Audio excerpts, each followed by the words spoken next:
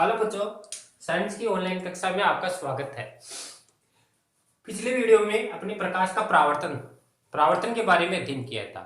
उसके पश्चात अपने जो फोकस दूरी है एंड वक्रता त्रिज्या इसमें संबंध देखा था। उसके पश्चात अपने दर्पण सूत्र देखा था, एक बटा एफ बराबर एक बटा यू प्लस एक बटा वी, और उसके पश्चात आवर्धन देखा था और उससे संबंधित न्यूमेरिकल क्वेश्चन किए थे। आज उससे नेक्स्ट अपना टॉपिक है प्रकाश का अपवर्तन, रिफ्लेक्शन ऑफ लाइट। प्रकाश का अपवर्तन क्या होता है, प्रकाश के अपवर्तन के बारे में पढ़ना है और अपवर्तन के पश्चात इसकी क्या शर्तें हैं और उनके बारे में अध्ययन करना है।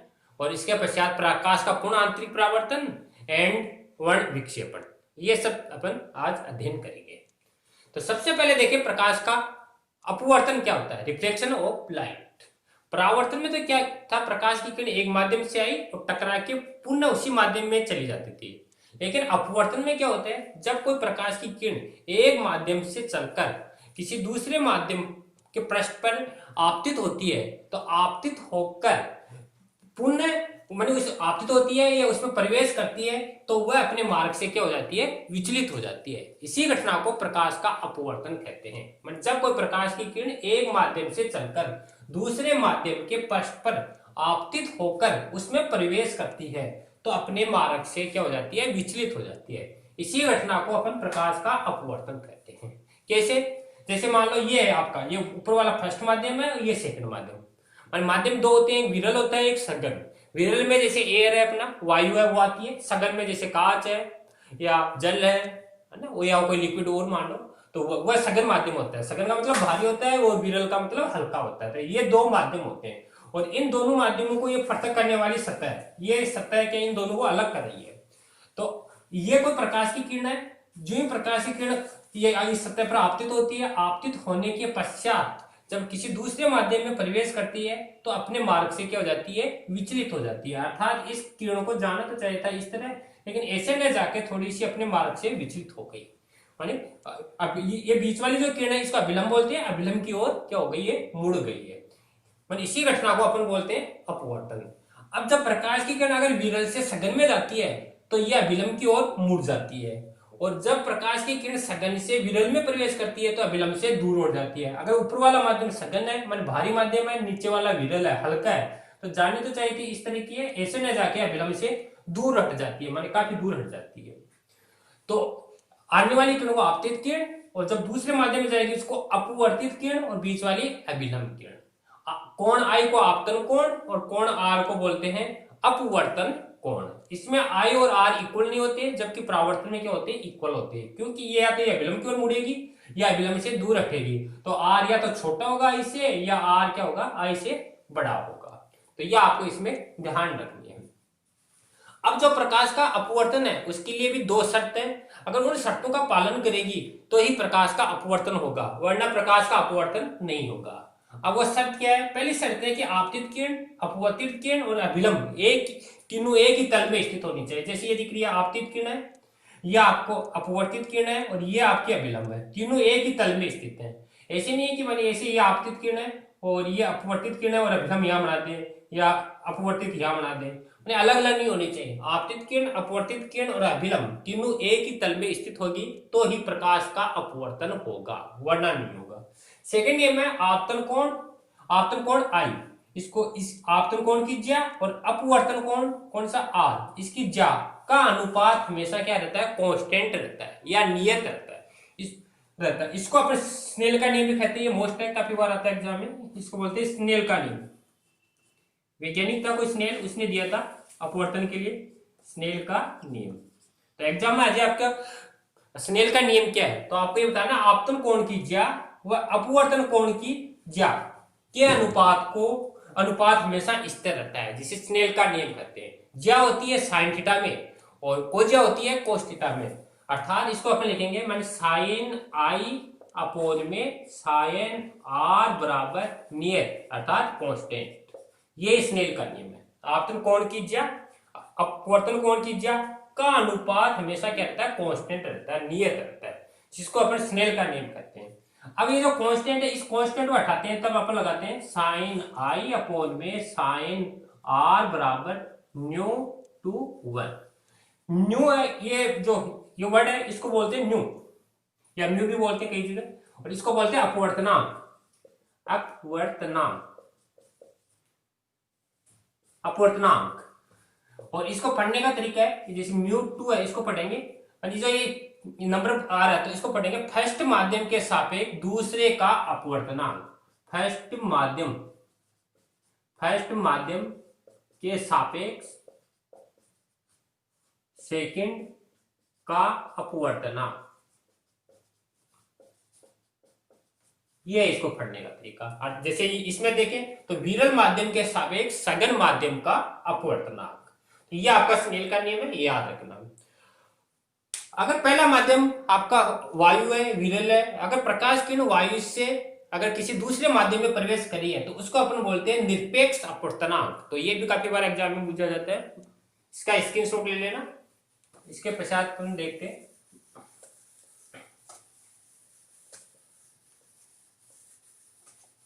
निरपेक्ष अपवर्तनांक क्या होता है। निरपेक्ष अपवर्तनांक, निरपेक्ष अपवर्तनांक होता है अगर प्रकाश की किरण निर्वात या वायु से किसी माध्यम में प्रवेश करती है, यदि प्रकाश की किरण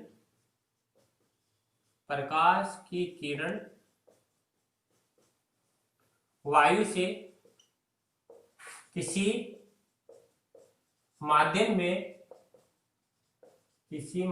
में प्रवेश करती है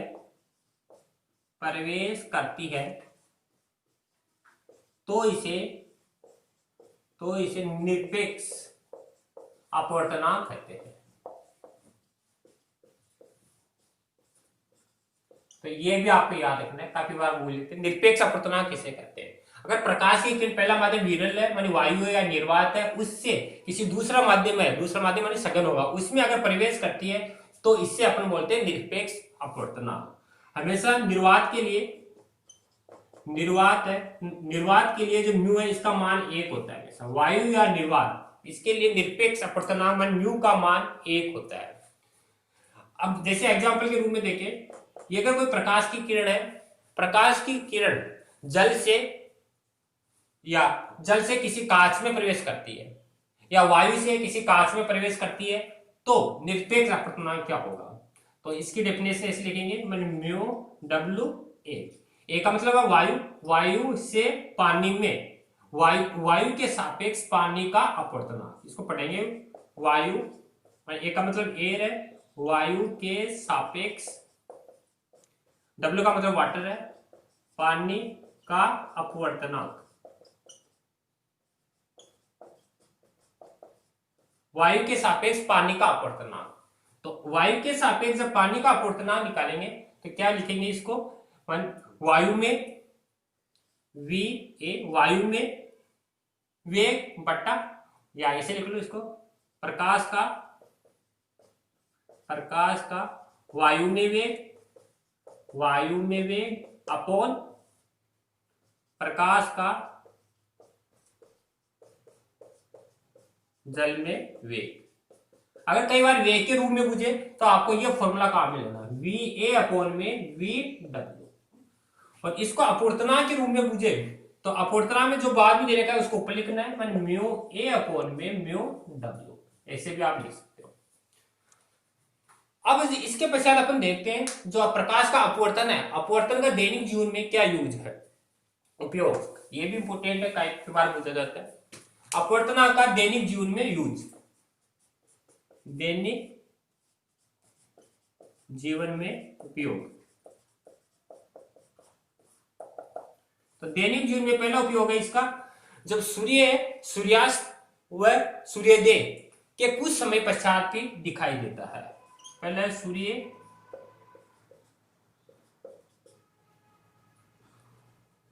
सूर्यास्त व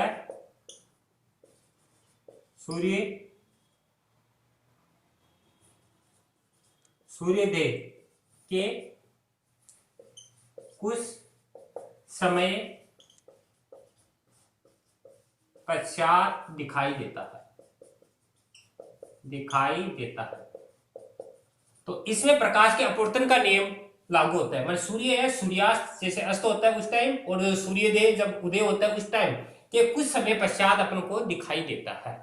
या सूर्योदय का मतलब कुछ समय पहले दिखाई देता है, इसमें कुछ समय पश्चात दिखाई देता है। अब क्यों दिखाई देता है? उसमें प्रकाश का अपवर्तन का नियम लागू होता है, क्योंकि जब सूर्य का प्रकाश आता है तो कई माध्यम चेंज होते हैं, और अलग अलग माध्यमों में जब प्रकाश की किरण गुजरती है तो कई बार विरल माध्यम आता है, कई बार सघन आता है, तो अपन को क्या होती है, पहले भी मुड़ी हुई दिखाई देती है। तो जैसे अस्त होता है तो कुछ समय पश्चात दिखाई देता है, और उदय होता है तो कुछ समय पहले ही दिखाई देता है। दूसरा है, आकाश में तारे टिमटिमाते हुए दिखाई देते हैं। आकाश में तारे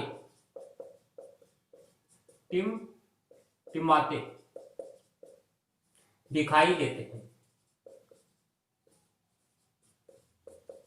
ये भी इसकी का एग्जांपल है। जो आकाश है, आकाश में अपन को जो तारे टिमटिमाते हुए दिखाई देते हैं, वो भी प्रकाश का अपवर्तन के सिद्धांत का नियम लागू होता है। इसमें भी ये है, क्योंकि माध्यम चेंज होता है, अलग अलग माध्यम है, और अलग अलग माध्यमों से जब प्रकाश की किरण अपने तक पहुंचती है तो कई बार इसका क्या होता है, माध्यम मानी कई बार विरल आएगा, कभी सघन आएगा, तो ये अपने मार्ग से क्या होती जाएगी, विचलित होती जाएगी। और इसका एग्जाम्पल देख सकते हैं, पानी में डूबी पेंसिल मुड़ी हुई दिखाई देती है, मुड़ी दिखाई देती है। जैसे पानी है, पानी में अपन को पेंसिल ऐसे डुबो देते हैं तो वो अपन को क्या होती है, थोड़ी मुड़ी हुई दिखाई देती है। उसका एग्जांपल भी यही है, प्रकाश के अपवर्तन के कारण, क्योंकि ऊपर वो वायु है, नीचे जो पानी में जाएगी तो सघन माध्यम होगा, वो सघन के कारण क्या हो जाएगी, वो अविलंब की ओर थोड़ी मुड़ जाएगी। और इसका एग्जाम्पल अपन देख सकते हैं, पानी में रखा हुआ सिक्का है, थोड़ा ऊपर उठा हुआ दिखाई देता है, तो वो भी इसी का एग्जाम्पल है। तो ये अपने पढ़ाया प्रकाश का अपवर्तन। इसके पश्चात अपन नेक्स्ट टॉपिक देखते हैं, प्रकाश का पूर्ण आंतरिक परावर्तन। प्रकाश का पूर्ण आंतरिक परावर्तन।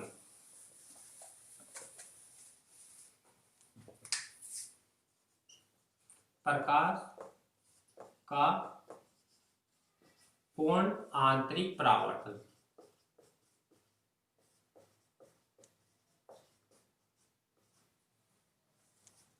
Total reflection of light.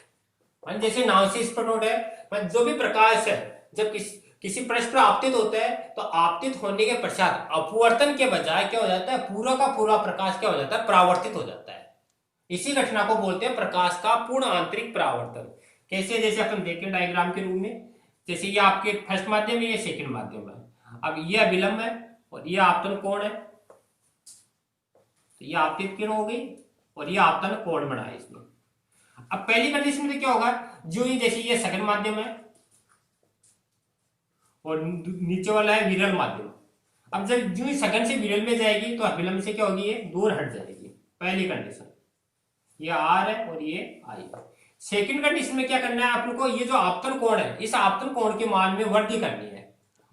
तो आपतन कोण के मान में वृद्धि करने पर प्रकाश की किरण का अपवर्तन होने के स्थान पर क्या हो जाएगी, ये अभिलंब हो जाएगी। ये आपकी सेकंड कंडीशन है, इस तरह मुड़ जाएगी। ये आपका आर है, आर बराबर 90 डिग्री बन जाएगा। तीसरी कंडीशन है, तीसरी कंडीशन में आपतन कोण है, आपतन कोण के मान में और वृद्धि करनी है। और वृद्धि करने पर क्या होगा, प्रकाश की किरण है, इसका अपवर्तन के स्थान पर क्या हो जाएगा, पूरी पूरी क्या हो जाएगी, परावर्तित हो जाएगी। अर्थात प्रकाश का पूर्ण आंतरिक परावर्तन हो जाएगा।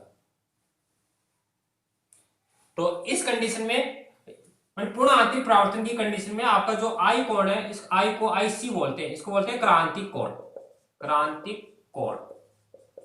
और जो आर है, आर की जगह आपको कितना लेना है, 90 डिग्री। अब प्रकाश का पूर्ण आंतरिक परावर्तन क्या होता है उसके बारे में देखते हैं। जब प्रकाश की किरण सघन माध्यम में आपतन कोण का मान, जब सघन माध्यम में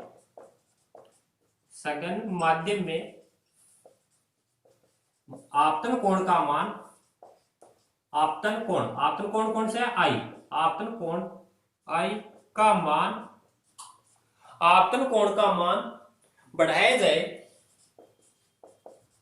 जाए तो प्रकाश की किरण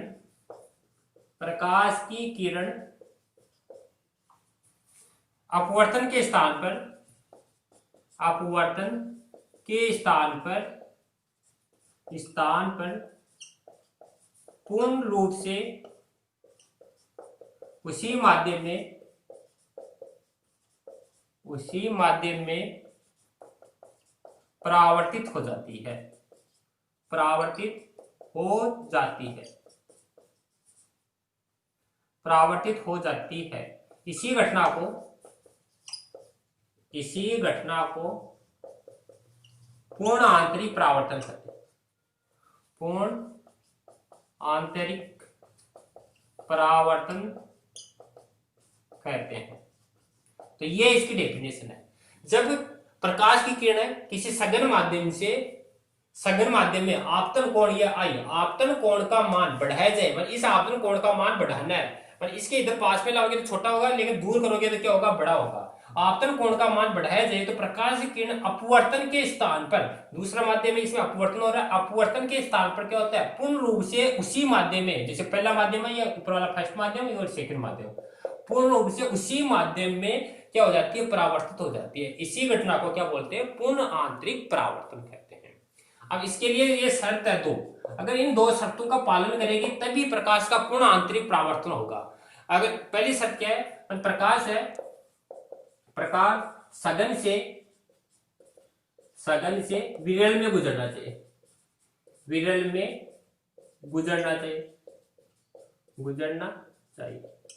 पहली शर्त तो ये है। प्रकाश की किरण हमेशा सघन से विरल में जाएगी तो ही परावर्तन होगा, पूर्ण आंतरिक परावर्तन होगा, क्योंकि सघन से विरल में जाएगी तब अभिलंब से दूर हटेगी और हटती एक कंडीशन ऐसी आएगी, पूर्ण आंतरिक परावर्तन हो जाएगा। अगर विरल से सघन में जाए तो पूर्ण आंतरिक परावर्तन होकर अभिलंब की ओर मुड़ जाएगी। तो ये पहली शर्त है, यानी प्रकाश हमेशा सघन से विरल में गुजरना चाहिए। दूसरी शर्त है आई आपतन कोण का मान क्रांति कोण से अधिक होना चाहिए। ये जो आई बन रहा है, आई इसका मान क्रांति कोण होता है, क्रिटिकल एंगल, उससे ज्यादा होगा तो ही प्रकाश का, जैसे इसके मान में वृद्धि होगी तो ही क्या होगा, पूर्ण आंतरिक परावर्तन होगा। अगर इसके मान में वृद्धि नहीं करेंगे, कमी करेंगे, तो परावर्तन के बजाय क्या होगा, अपवर्तन होगा। तो ये दो शर्त है। अब इसका उपयोग देखते हैं।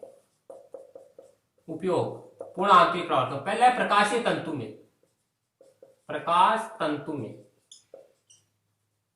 तो पहले इसका यूज होता है प्रकाश तंतुओं में। प्रकाश तंतु क्या होते हैं, जो संदेश होते हैं, संदेशों को एक स्थान से दूसरे स्थान पर भेजने के लिए, माने काफी कम समय में एक स्थान से दूसरे स्थान तक जो संदेश भेजने के लिए अपन प्रकाशीय तंतु काम में लेते हैं। तो प्रकाशीय तंतु में प्रकाश का अपवर्तन का नियम लागू होता है। दूसरा अपने एक होती है मर्ग मरीचिका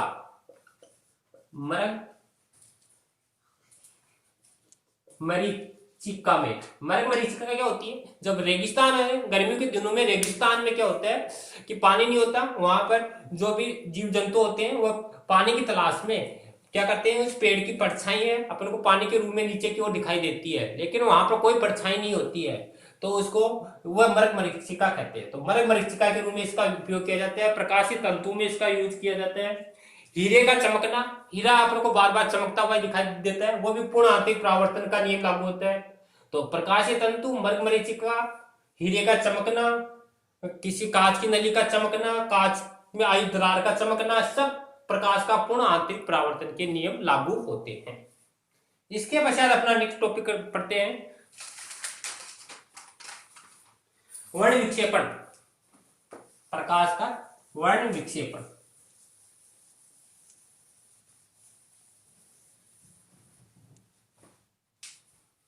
वर्ण विक्षेपण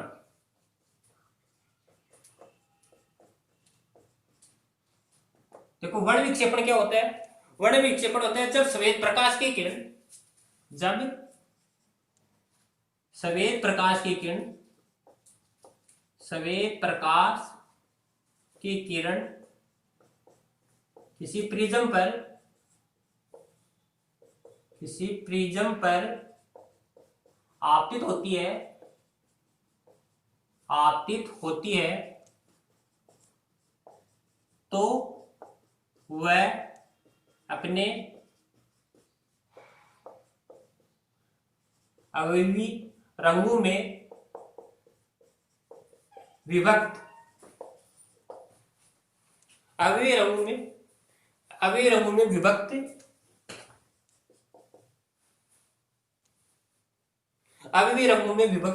हो जाती है। इसी घटना को वर्ण विक्षेपण कहते हैं। वर्ण विक्षेपण कहते हैं, समझ गए। पर जब श्वेत प्रकाश की किरणें किसी प्रिज्म होता है, पारदर्शी होता है, तो किसी प्रिज्म पर आपतित होती है तो वह अपने अवयवी रंगों में विभक्त हो जाती है, और इसी घटना को अपन क्या बोलते हैं, वर्ण विक्षेपण। और पर्दे पर इन कलरों का जो स्पेक्ट्रम प्राप्त होता है उसको वर्णक्रम बोलते हैं। पर्दे पर इन रंगों का जो क्रम मिलता है उसे वर्णक्रम या स्पेक्ट्रम कहते हैं। तो ये आपको याद रखनी है। और ये जैसे प्रिज्म है, प्रिज्म पारदर्शी होता है। अब इस प्रिज्म पर कोई यहां पर एक श्वेत प्रकाश की किरण है, यह श्वेत प्रकाश की किरण, श्वेत प्रकाश। अब जो ये आपतित होगी, आपतित होने पर अपने ये 7 कलर होते हैं, इन 7 कलरों में क्या हो जाती है, विभक्त हो जाती है।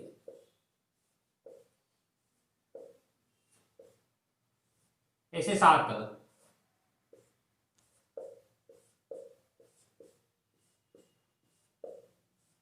अब ये 7 कलर कौन से होते हैं, ये आपको पहले भी बताया था, विब गोत्र है, विब GYO 3 और 3 6 और 7। तो ऊपर वाला रेड होता है, ऑरेंज होता है, येलो होता है, ग्रीन होता है, ब्लू होता है, आयो इंडिगो होता है और वॉयलेट होता है। ये बैंगनी कलर है और ये रेड कलर है। लाल कलर है, लाल कलर की तरंगदैर्ध्य सबसे ज्यादा होती है, और बैंगनी कलर है, बैंगनी कलर की तरंगदैर्ध्य सबसे कम होती है। और ये तरंगदैर्ध्य का क्रम है, बढ़ता हुआ क्रम, तरंगदैर्ध्य का बढ़ता हुआ क्रम। सबसे ज्यादा लाल कलर की तरंगदैर्ध्य, जिस कलर की तरंगदैर्ध्य सबसे ज्यादा होती है उसका विचलन सबसे कम होता है, R less than del V। ये इसको बोलते हैं विचलन। और ये है आपकी तरंगदैर्ध्य। लाल कलर है, उसकी तरंगदैर्ध्य सबसे ज्यादा और बैंगनी की सबसे कम। तो जिस कलर की तरंगदैर्ध्य ज्यादा होती है वो काफी दूर से दिखाई दे जाता है, इसलिए खतरे के निशान अपने लाल कलर के लगाए जाते हैं। और जिस कलर की तरंगदैर्ध्य ज्यादा होती है उसका विचलन सबसे कम होता है। इसलिए आसमान है, आसमान का रंग आपका बैंगनी कलर का, नीला, आसमान का कलर नीला दिखाई देता है, क्योंकि ये आपका इसका विचलन नहीं होता लाल कलर का। वो खतरे के निशान जो भी अपने लाल कलर के लगाए जाते हैं। तो यह आपका क्या था, वर्ण विक्षेपण था। तो आज अपने प्रकाश का अपवर्तन के पश्चात प्रकाश का अपने पढ़ा है पूर्ण आंतरिक परावर्तन, और तीसरा पढ़ा है वर्ण विक्षेपण। वर्ण का मतलब कलर और विक्षेपण का मतलब कलर डिवाइड हो जाना। जैसे ये इधर पर्दा है और इस पर्दे पर ये इनका क्रम दिखाई देगा अपन को, माने 7 जो कलर होते हैं वो 7 कलरों का ये क्रम मिलेगा, और इसी को अपन बोलते हैं स्पेक्ट्रम, और इसी को बोलते हैं वर्ण विक्षेपण। अपन ने माने जैसे एक श्वेत प्रकाश था और श्वेत प्रकाश क्या हुआ, 7 कलरों में विभक्त हो गए। तो आज बच्चों अपने इन सबका अध्ययन किया। आई होप, मैं आशा करता हूं कि आपको समझ में आया होगा। थैंक यू बच्चों।